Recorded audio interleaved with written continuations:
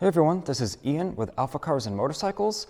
Today we're going to be talking about lowering your motorcycle, in particular the Royal Enfield Interceptor 650 and the Continental GT 650. This bike we're looking at now is a brand new 2023 Interceptor, and we're going to be using it to show you the awesome rear shocks we have to offer, the rear lowering shocks. And we'll talk about what you have to do to lower the front of the bike as well, as you really should lower it evenly front and rear, but we'll get into that a bit later. So whether you own one of these bikes or you're thinking about buying one, but you just wish the seat was a little lower to the ground, then you're in the right place. This is the video for you. That's what we're talking about. Let's get into it.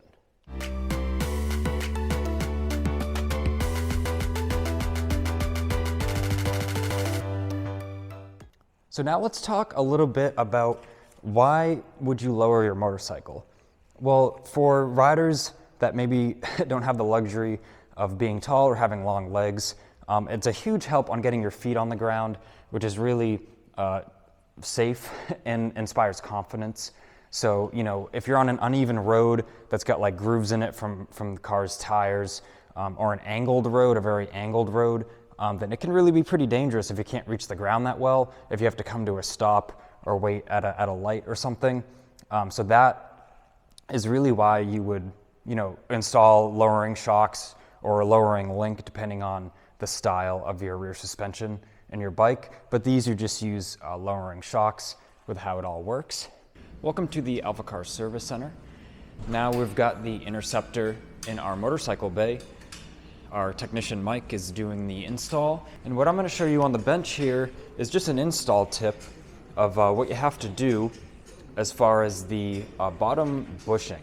You have to press out this original metal bushing. You leave the rubber bushing in, but this is the factory metal bushing. So you press that out, and then what you do, this is the factory rear shock. You would press the center bushing out of that, the metal bushing, and you're just going to swap that into the new shock because the bottom bolt is a different diameter. Mike said he did have to just loosen a couple bolts on the exhaust muffler hanger so we could have a little bit of play just to be able to get to that bottom bolt a bit easier. Now that the rear lowering shocks are all buttoned up and installed and looking great, Mike's been working on lowering the front, so sliding those fork tubes up in those clamps. So a couple tips. The fork gaiters, the fork boots, these were bottoming out on the clamps because these, if you don't loosen these, then they're going to prevent the tubes from sliding up. So definitely just take off that little bolt and slide these down so you're able to do that. And just remember that the pinch bolt for the mount for the headlight housing, that's on the inside of these, so make sure to loosen those so your headlight will slide down on those fork tubes and stay in the correct position. So then you've got the same beam and light output on the road, and the headlight bucket won't interfere with those gauges. So we can see now how much higher the fork tubes are sticking out of these clamps. And I will mention too, we have a little scissor jack underneath the front of the block of the engine. Make sure you will need something to secure the machine, because if you loosen those fork tube clamps and there's nothing holding up the front of the machine, it will just slide down really in an unsafe manner. So definitely have some way to secure it and hold the front up so then you can manually slide those fork tubes up exactly where you want them. So now we're back in our showroom. We've got our lowered Interceptor right here. And what I've done is I've pulled a stock Interceptor right next to it. In Dimitri's here, we've got a professional three-dimensional measuring tool. Has many different purposes, but we're going to use it to professionally measure the amount that we're lowered by. Yeah. So we're going to start with the bike that we have lowered, and we actually are going to measure off of the center of the shaft, and we're going to measure to the center line of the bike frame, and we want to make sure this is parallel to the bike itself. So we need to clear the exhaust. And Ian, if you can help me, just approximately make sure it's in the plane of the bike. It's leaning the same way as the bike, is it? Yeah, you're looking spot on. Okay. Looks square. So we're going to lock it in here. And we're going to look at the dimension with our viewers. We're going to do it in millimeters, and then we can quickly convert it to inches. So we have 100, 200, 300, 391 millimeters.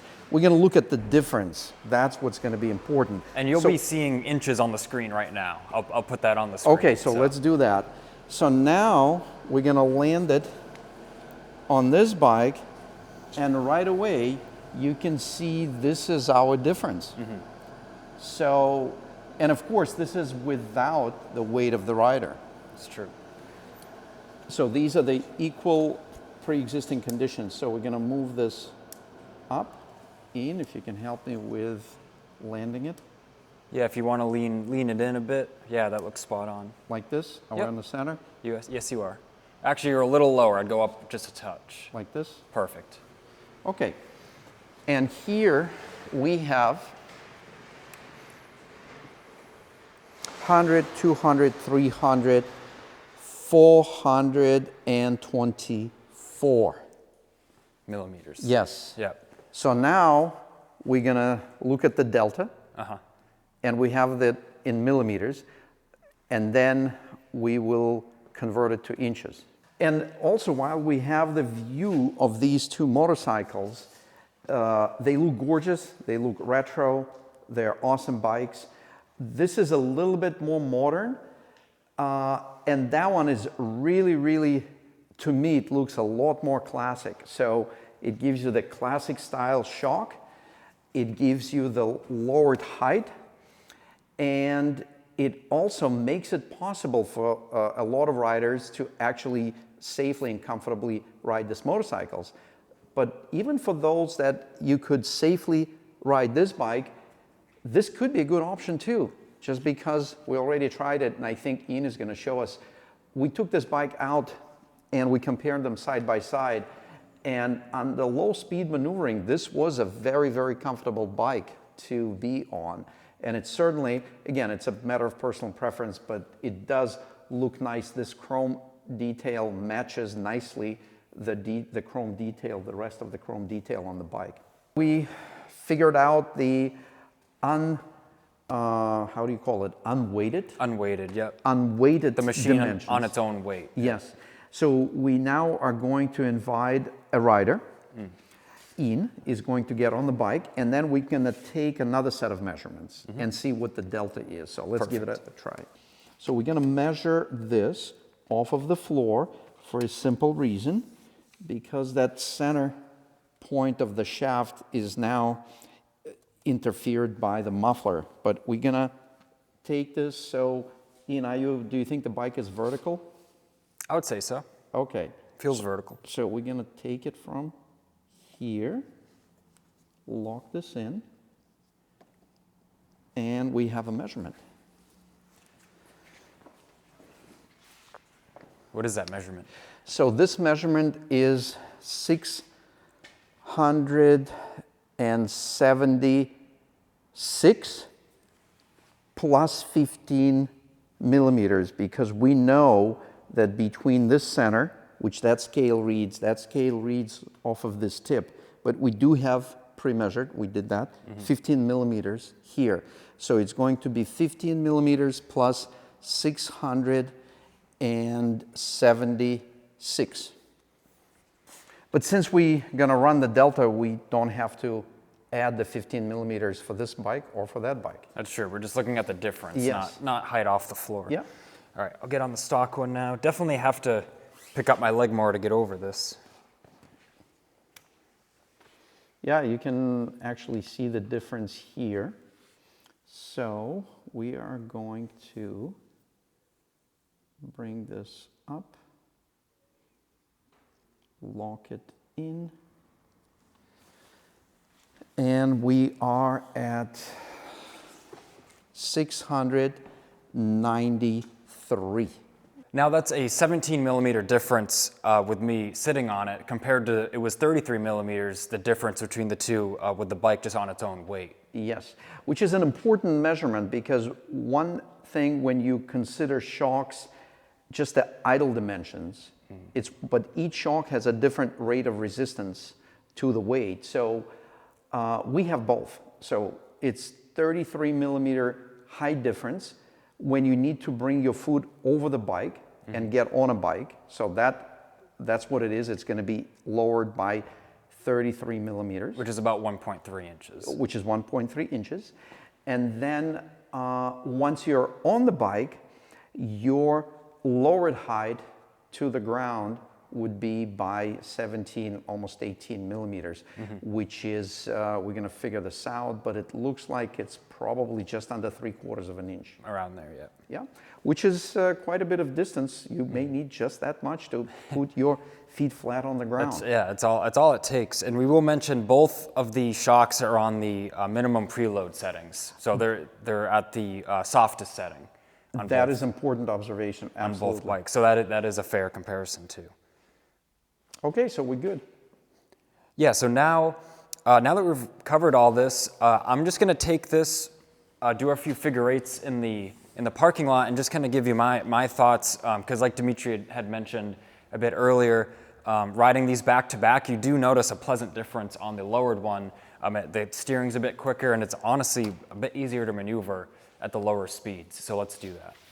All right, so I've got the Interceptor outside. It's actually a very nice day in New England here, and we can just see very comfortable, flat-footed. You know, even that 1.3 inches, that will make all the difference to get your feet down, especially in a precarious situation like the road's uneven, or you've got grooves in the road, things of that nature. So now I'm gonna start it up and just make some comments. I'm gonna do some low-speed maneuvers and just show you just how well balanced this bike is now with its new lower center of gravity.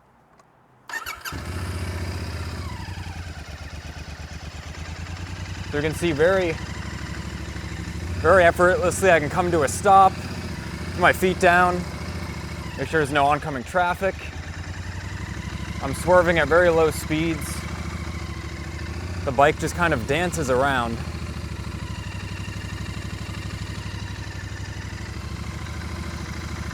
And we can just see it looks effortless really because it is effortless. So whether you need to get your feet just on the ground, or you know, this really is kind of a performance increase with the quicker steering and better handling. And if both those things matter to you, then this is really the ultimate package for this bike.